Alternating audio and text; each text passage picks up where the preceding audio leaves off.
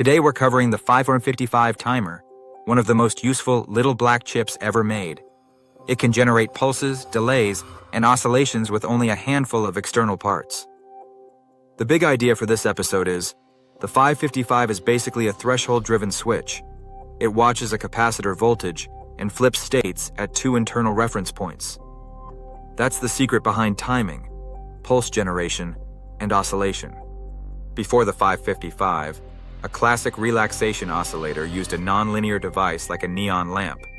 Charge a capacitor through a resistor until the lamp ignites. Then it discharges until it extinguishes, repeating in a cycle. The core concept: oscillation happens when something switches based on thresholds. The capacitor voltage ramps, crosses a boundary. The circuit flips, then the ramp goes the other way. The 5555 replaces the messy thresholds of gas discharge with repeatable silicon thresholds. Internally, it defines two key reference levels, about 1/3 VCC and 2/3 VCC. So instead of relying on a device with drifting ignition-extinguish behavior, we rely on comparators and a divider network to get consistent switching points. Here's the 555 in one diagram. A 3-resistor divider, often described as 5K, 5K, 5K, makes the 1/3 and 2/3 VCC references. Two comparators watch the trigger and threshold pins. An SR latch remembers state.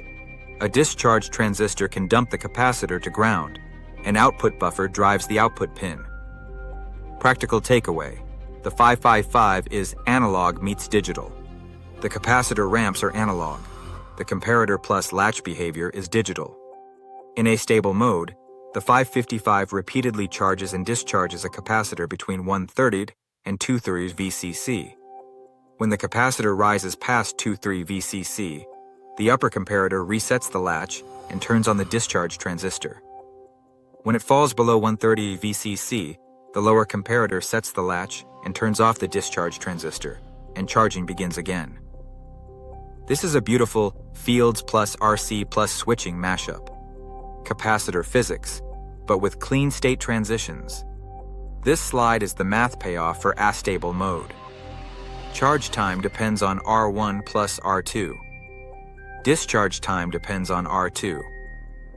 So duty cycle is not automatically 50% in the basic configuration, because charge and discharge paths are not identical. Practical note: when technicians say, "My 555 duty cycle won't hit 50%, this is usually why.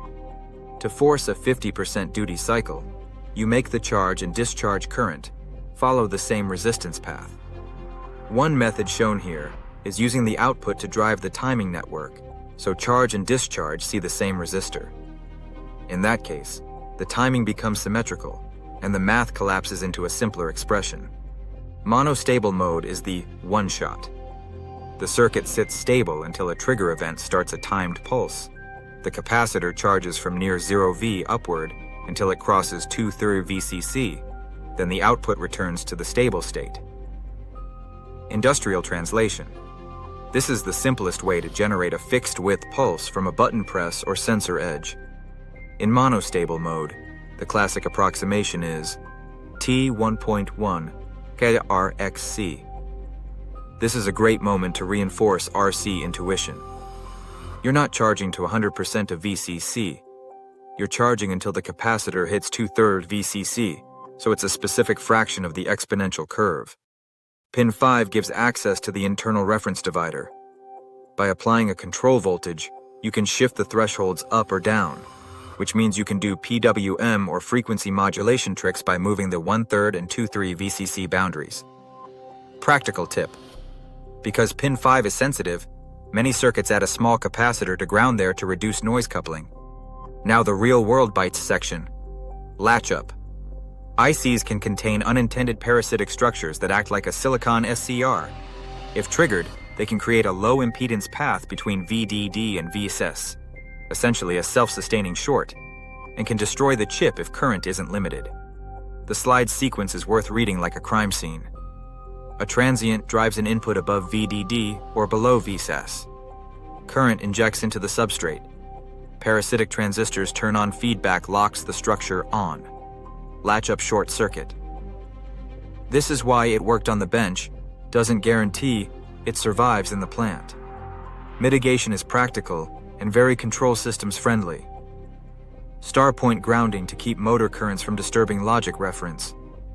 Input protection diodes. Proper clamping on I/O pins. Power sequencing. Power VDD before signals arrive. This is the hidden curriculum. Robust design isn't only about function. It's about surviving real electrical environments. Wrap the story. The 555 is a threshold-controlled relaxation oscillator in silicon, capacitor ramps, plus comparator thresholds, plus latch memory. If you understand the 1/3 and 2/3 VCC switching behavior, you can predict Astable, Monostable, and control pin tricks. And if you understand latch-up, grounding, and protection, you can build circuits that don't die young. Before we finish, sincere thanks to Tony Coupalt and the open source community for making high-quality technical education freely available. I'll include the Socratic instrumentation models link in the description, along with the reference material used for this episode.